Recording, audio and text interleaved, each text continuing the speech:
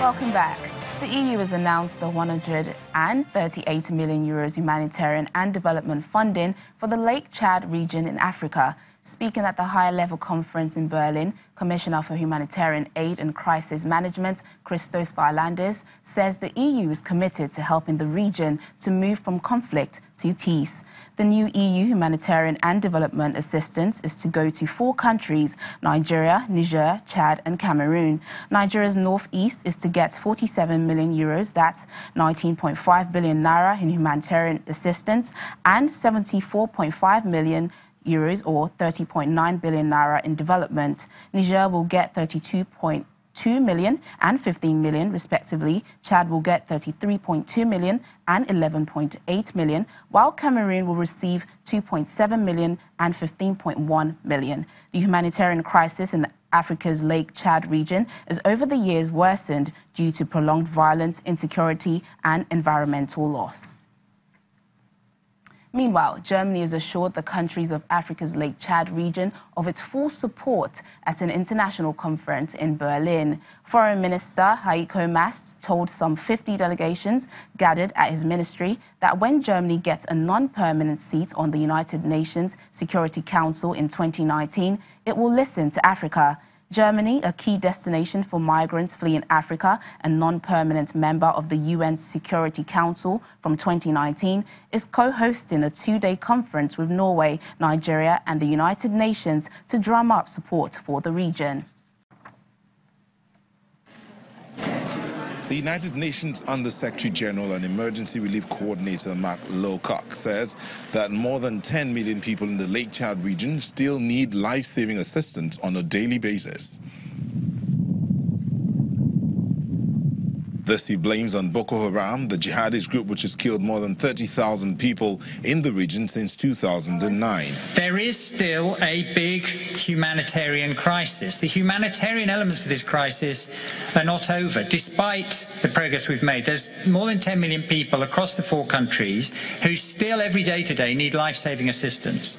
And it's an uphill struggle still to reach some of the most inaccessible areas because of the behavior of Boko Haram and the insurgents. And we need to keep our eyes focused on the people we're not yet able to reach.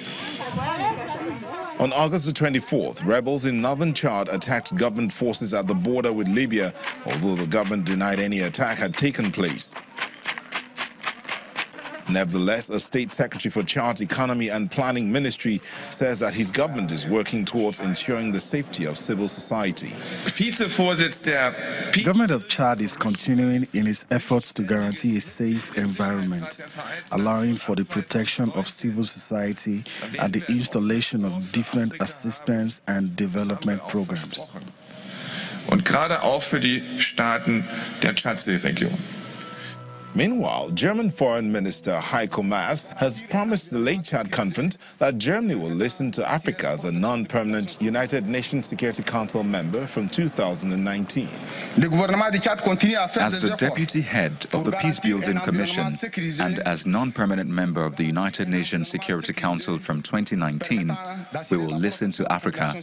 That's what we promised, especially also to the countries of the Lake Chad region.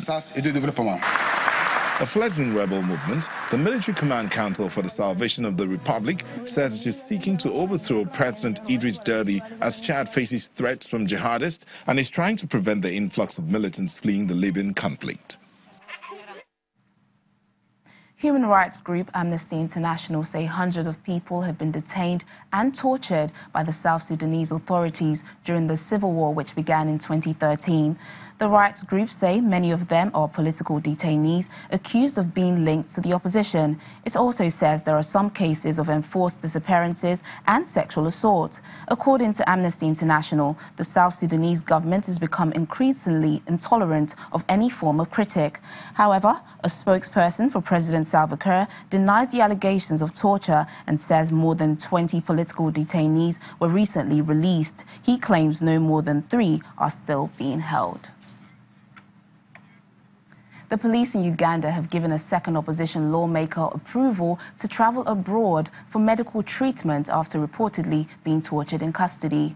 His lawyer, however, says Francis Zake was charged with treason before leaving the country. Mr. Zake and 4 other lawmakers, including popular singer Bobi Wine, were detained on August the 13th in the northwestern town of Arua, accused of throwing stones at the president's convoy during a by-election campaign. All 5 lawmakers have rejected the accusation. Robert Kyagulanyi, better known by his stage name Bobi Wine, is in the United States seeking medical treatment for what he says is torture by authorities. Mr. Zake also alleges torture at the hands of security forces while in custody. The authorities have denied the allegations. In East Africa, a surprising new value-added tax on petroleum products announced at the weekend illustrates Kenya's economic issues and a dilemma the government faces between cutting funds and keeping people happy. The tax increase sent pump prices soaring by 12% and has been met with protests from the public and Kenyan Transport Association. Many Kenyans are unimpressed after the country's revenue authority imposed a 16% value-added tax on all petroleum products, defying lawmakers who had voted last week to delay the levy for 2 years due to concerns about the cost of living. Petrol prices at the pump rose by about 12% after the tax was imposed unexpectedly over the weekend. Parliament's decision to postpone the introduction of the tax on fuels, which had been pushed back several times previously, was seen as a blow to government's efforts to raise in-state revenue. To become a law, the bill on delaying the tax that was passed in Parliament still needs approval by President Uhuru Kenyatta. We travel every day, so we were used to paying much lower fares. I used to pay 30 US cents from Kawangware to the city. Now I am paying 50 shillings, so it will affect my businesses when I go to buy to stock. You know, we used to ferry the passengers to town for $5. We will need to increase the cost by about $1. The customers are feeling the pinch. It has become a problem. Kenya Revenue Authority said it had advised importers, depots, distributors and retailers, including roadside fuel stations, to charge, account and submit returns on a monthly basis.